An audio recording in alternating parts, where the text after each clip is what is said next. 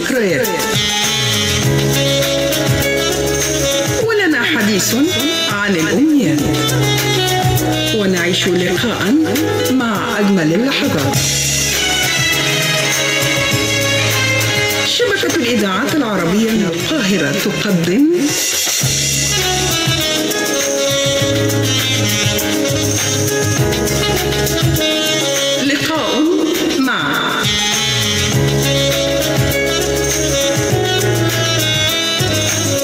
لقاء مع إعداد وتقديم هدى حسان.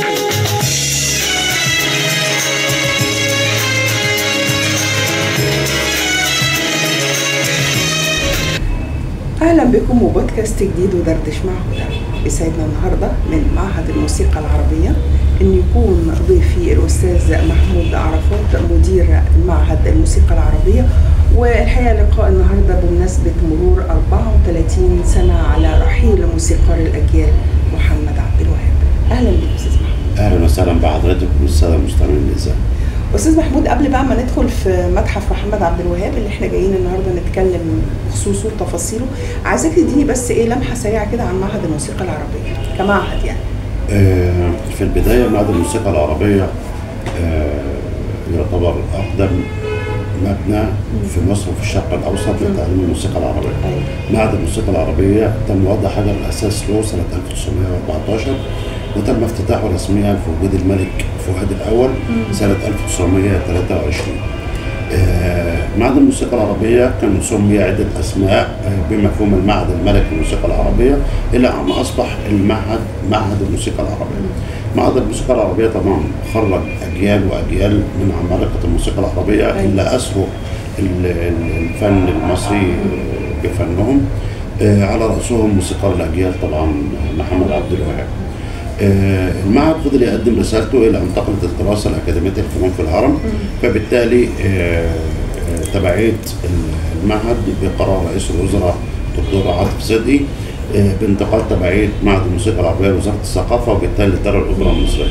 دار الأوبرا المصرية عكفت على ترميم المعهد منذ 1992 وحتى افتتاحه سنة 2002. معهد الموسيقى العربية طبعا أصبح مسرح من مسارح دار الأوبرا، بيقدم شهريا برنامج دار الأوبرا لجميع فرق الموسيقى العربية اللي بتقدم على مسرحنا. بالإضافة أن رعي أثناء فترة الترميم أن يتعمل متحفين، متحف موسيقار الأجيال أو النهر الخالد محمد عبد الوهاب، والمتحف الثاني متحف الآلات الموسيقية. كل واحد له أسباب هنجيلها في وقت. معهد قبل ما ندخل برضو على موسيقار الأجيال عشان المتحف بتاعه يعني على ما يعني حضرت الحقيقة كبير قوي ومليان حاجات كتير قوي يعني. بالنسبة بقى لمتحف الآلات الموسيقية دي يعني تم العثور عليها ازاي؟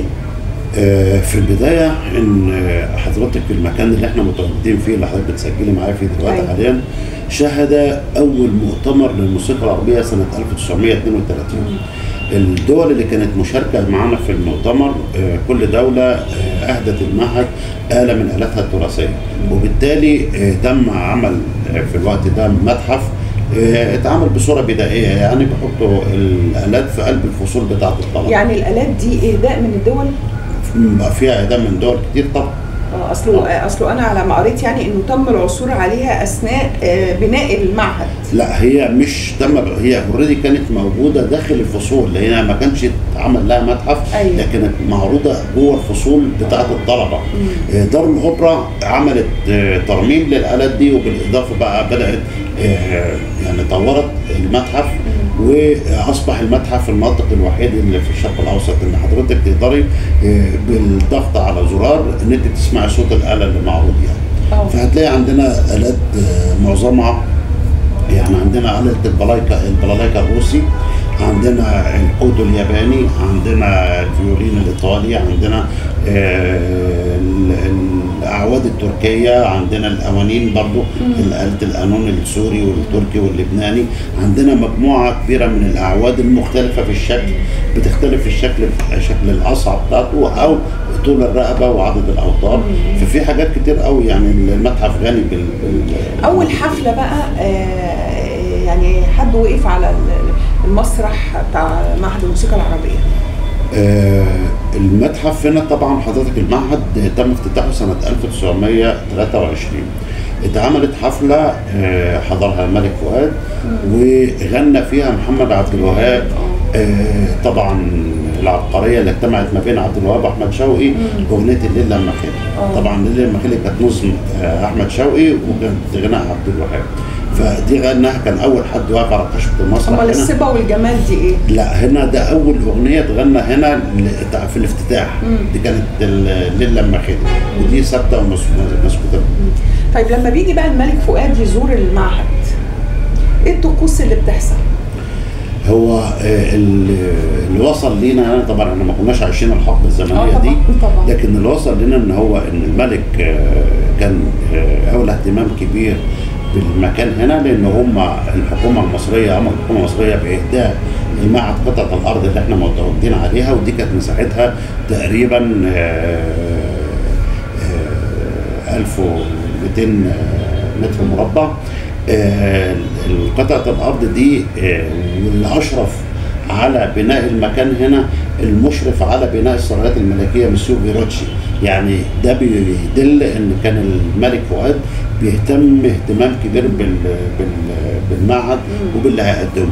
وكان انعقاد مؤتمر الموسيقى العربيه هنا كان بتوصيه من الملك فؤاد ان يتم انعقاد اول مؤتمر للموسيقى العربيه سنه 2 وتم هنا في قلب المكان، وهنا في لوحه بتخلد هذا البتاع، وفي كتيبات طبعا الكتيبات موجوده اللي بتذكر كل حاجه حصلت في قلب المؤتمر والندوات والمحاضر الجلسات اللي تمت الموضوع ده. طبعا كان الملك كان بيجي بيتعمل له حاجه اسمها نشيد الترحاب. يعني طبعا كان اول من لحن نشيد اللحن ده كان مصطفى برده اللي هو نشيد الترحاب. مصطفى برده اللي هو كان اول رئيس للمعهد هنا في المكان. لا انا قصدي حاليا يعني لما بيجي زياره لمصر، هو احنا الملك طبعا هو مش موجود معانا دلوقتي، هو توفى. لا الحفيد لا هو ما جاش للاسف الا مره واحده، وكان بدعوه تقريبا من الحكومه المصريه. حضر طبعا، هو كان مبهور جدا لان هو اعتقد ان هو ما كانش شايف المكان ده يعني. فهو يعني انا حضرت اللقاء ده وقابلته هو شخصيا، هو كان سعيد جدا بوجوده هنا وكان فرحان جدا كان في عرض على مصر وحضر حفله يعني كانت برضه بالمناسبه كانت وهابيات. طيب ننتقل بقى للمتحف الرائع بتاع محمد عبد الوهاب. متحف محمد عبد الوهاب بينقسم لاكثر من قسم. يعني انا دلوقتي لما اطلع ازور المتحف اول حاجه هشوفها ايه؟ متحف محمد عبد الوهاب. بس عايزين نبدا قصتنا نقول ان ليه محمد عبد الوهاب اتعمل المتحف هنا. محمد عبد الوهاب على اعتبار ان هو من اوائل الدارسين اللي درسوا هنا في المعهد، واول حد غنى على خشبه المسرح هنا اغنيه الليل لما خلي زي ما ذكرت لحضرتك. فبالتالي كان الاولى ان لازم يتعمل متحف لموسيقار الاجيال محمد عبد الوهاب هنا. الفضل طبعا بيرجع للسيده نهله القدسي زوجته اللي طلبت طبعا من السيد الوزير فاروق حسني في الوقت ده ان لا يعني ضروره ان محمد عبد الوهاب يتعمل له متحف في المكان اللي هو درس فيه وغنى فيه اول اغاني هنا. فبالتالي اتعمل المتحف ده. المتحف اتعمل مجموعه اجزاء زي ما حضرتك ذكرتي.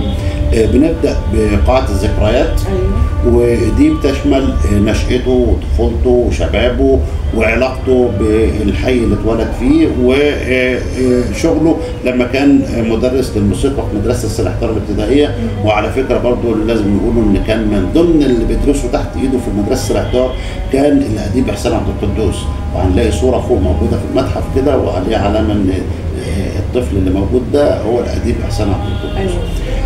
طبعا بعد كده بننتقل لعلاقته بامير الشعراء احمد شوقي.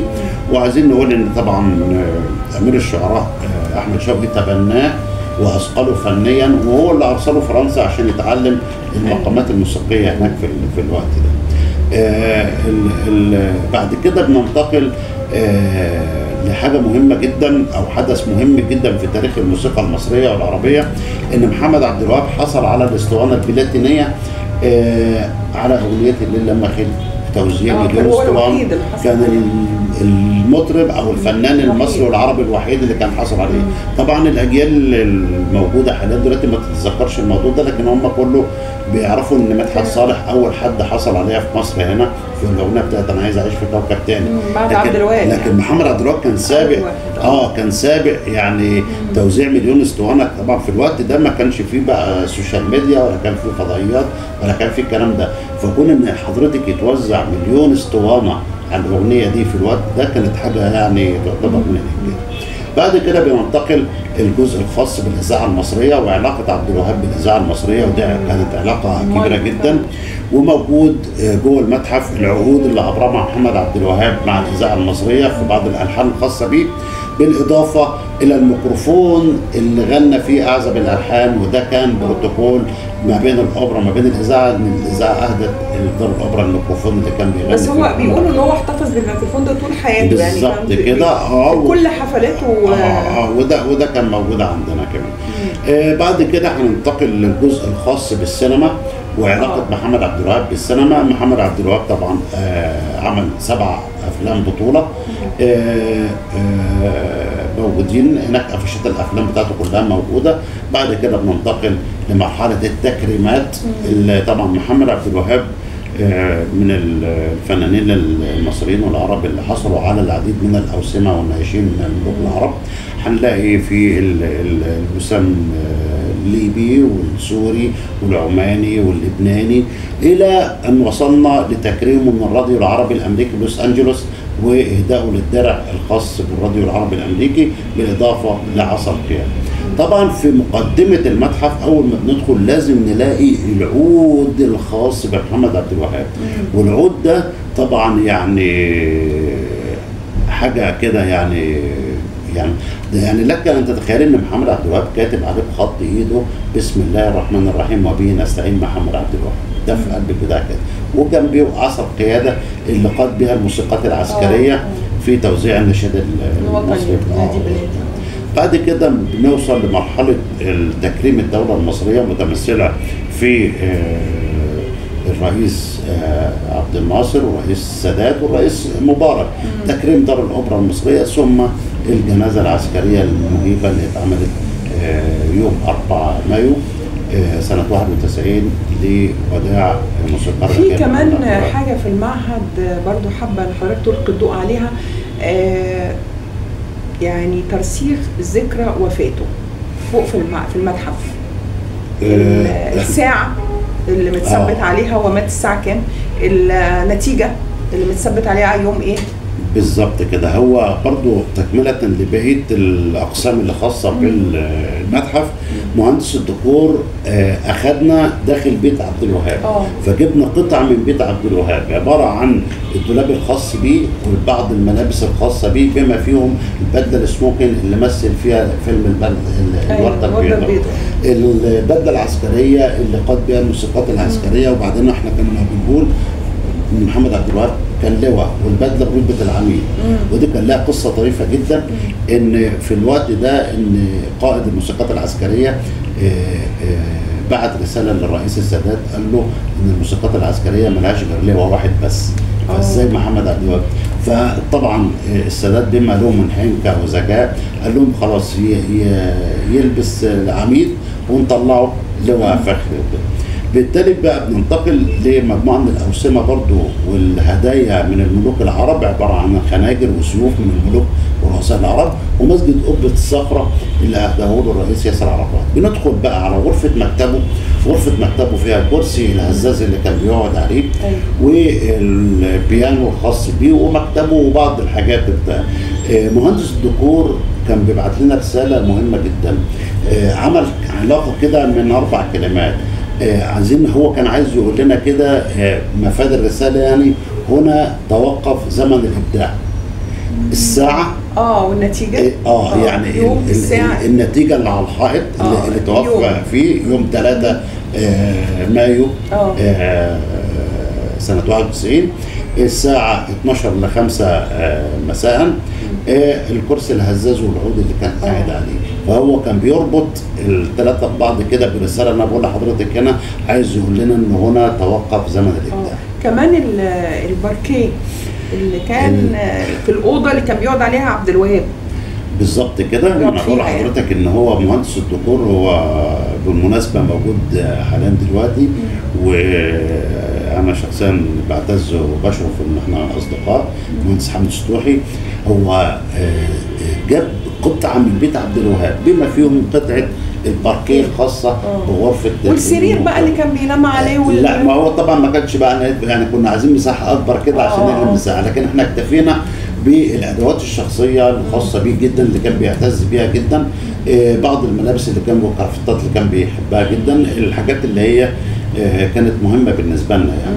بعد كده بنيجي للجزء الاخير اللي هو علاقته باسرته، وكان هو له مقوله كده يعني محطوطه، طبعا احنا حطيناها تحت الصوره الخاصه بيه هو والسيده ناديه القدسي. المقوله الشهيره بتاعته زواج الرجل الحب داخل منزله والاحترام خارجه.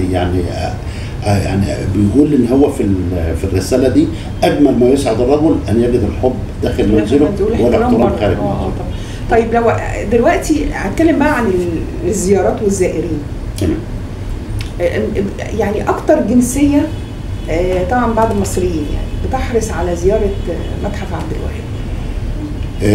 طبعا تكمله برضو لبقيه اقسام المتحف، وبعدين هنعرض على حضرتك بتقوليه دلوقتي ده ان دار الاوبرا المصريه عملت غرفه بنسميها عباره عن غرفتين، غرفه بنسميها غرفه الاستماع، ودي حاطين فيها 5 شاشات تاتش سكرين.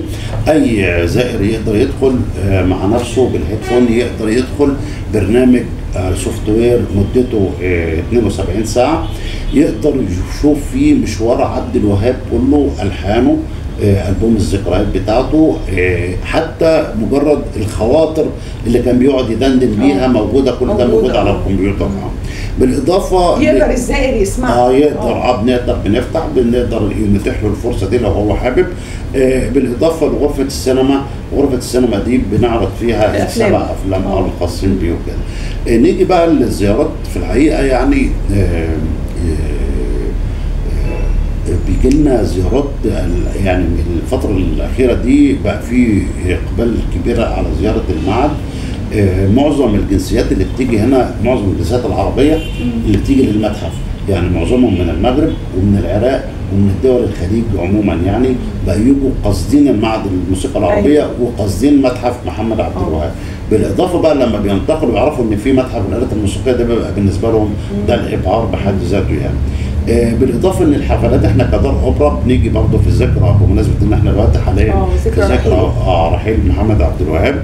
احنا دار الاوبرا طبعا احنا بنحتفل بمحمد عبد الوهاب طول السنه. يعني احنا في معهد الموسيقى العربيه بنقدم سلسله وهابيات كل شهر طول السيزون بتاع دار الاوبرا. بالاضافه ان احنا بنيجي بقى في يعني في ذكرى الوفاه وذكرى الميلاد بنكثف الحفلات بتاعتها. يعني دار الاوبرا كانت لسه عامله حفله يوم 4 مايو، واحنا كنا عاملين حفله يوم 27 ابريل، وهنعمل حفله ثانيه الوهابيات يوم 31 مايو. هي طول السنه وهابيات شغاله. بالظبط كده تكريما. وبالاضافه ان احنا برضو في ذكرى ميلاده اللي هو في 3 مارس بنفتح المعهد مجانا للجمهور عشان يجي يتعرفوا على محمد عبد الوهاب. ايه اغرب زياره بقى؟ يعني اغرب حد شفته جاي يزور المتحف؟ لا والله هي مش اغرب زياره، لا انا بشوف اجانب كتير. يعني بقت اغرب تصرف.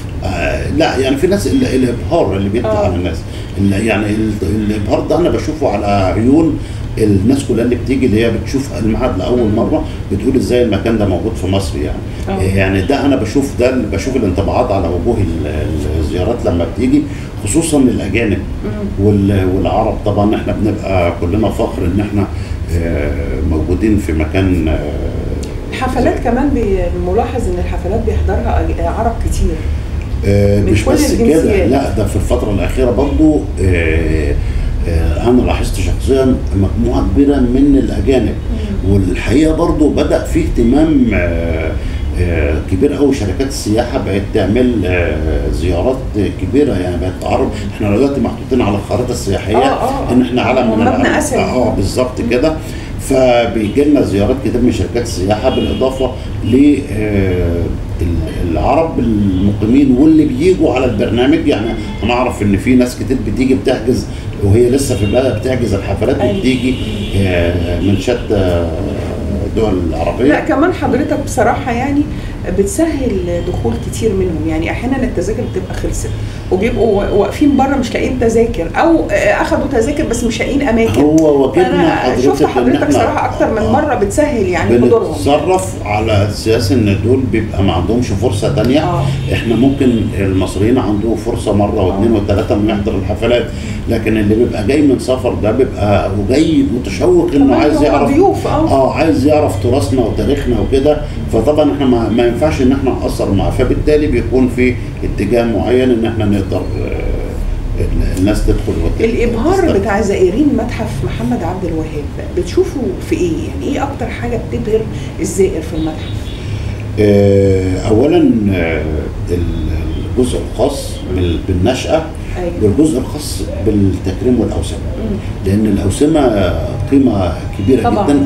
يعني كلها حاجات أولا يعني تعتبر الأوسمة الأعلى في دولها، يعني أعلى أوسمة موجودة إذا كان من الأردن أو من عمان أو من البحرين أو من الرد العربي الأمريكي، فده التكريمات اللي بتجيب. بالإضافة إن المتحف غني بالمقتنيات اللي فيه في الحقيقة، يعني لأن الأسرة عبد الوهاب ما بخلتش علينا بكل المقتنيات الخاصة بيه، ودي المقتنيات الأصلية. يعني حضرتك اللي معروضة عندنا في المتحف ده المقتنيات الأصلية لمحمد عبد الوهاب. فبالتالي وعلى فكرة هو عشاقه كتير قوي، يعني عشاقه كتير قوي في الدول العربية وعندنا في مصر لغاية دلوقتي. عشان كده المقولة بتاعته اللي هو حاططها، احنا حاطينها تحت الجنازة العسكرية، هو كان دايما بيقول المقولة دي: إذا أرضى الفنان فنه أولا قبل أن يرضى جمهوره فإن فنه يعيش وهو ميت. وهو ده اللي احنا عايشينه دلوقتي. محمد عبد الوهاب عايش معانا وهو ميت، يعني ألحانه موجودة معانا بتتغنى كل يوم، موسيقى موجودة معانا كل يوم. المعهد بتتعمل فيه كلثوميات كل شهر ووهابيات. تمام. كتير افتكروا ان هنا كمان متحف ام كلثوم، رغم ان هي معروف ان متحفها في المناسك، لكن هم افتكروا من كتر الحفلات الشهريه اللي بتداوم عليها دار الاوبرا المصريه في معهد الموسيقى العربيه ان معهد ام كلثوم كمان هنا. لا هو طبعا احنا كنا نتمنى، بس للاسف الشديد المكان زي ما انت شايفين هو محدود، وفي نفس الوقت كمان هو كانت سبق يتعمل متحف ام كلثوم واتعمل عبد الوهاب هنا، عشان انا ذكرت السببين ان هو من اول اللي اتخرجوا بالظبط كده، من اول ناس درست في المكان واول ناس غنت على خشبه المسرح هنا. فبالتالي طبعا ام كلثوم قيمه وقامه كبيره طبعا. الحفلات ده بتلاقي رواج، وفي الحقيقه بقى مش دي وبس، كمان لا ده احنا كمان البنات ولاد الاوبرا اللي هم خريجين او اللي هم فصول تنميه المواهب، نتاج العمل الكبير اللي دار الاوبرا اللي هو فصول تنميه المواهب، بقينا نعمل ليله في حب ام كلثوم دلوقتي بنطلع بدور وبتلاقي حفلات اقبال كبير جدا، ويعني خلاص بقينا نعملها شهريا. مصر ولاده يعني هتفضل طول عمرها يعني رمز للفن. في نهايه الحوار انا بشكر حضرتك وبشكر لانك اتحت لنا الفرصه ان احنا نيجي معهد الموسيقى ونتفرج عليه ونشوفه، واتشرفت حقيقي بحضرتك وبالمعلومات اللي حضرتك قلتها عن متحف محمد عبد الوهاب. انا اللي اتشرفت بحضرتك ونورتونا واهلا وسهلا. ده الشكر يعني انا اللي بشكرك جدا على الزياره الجميله دي، ونتمنى تكرارها ان شاء الله. باذن الله.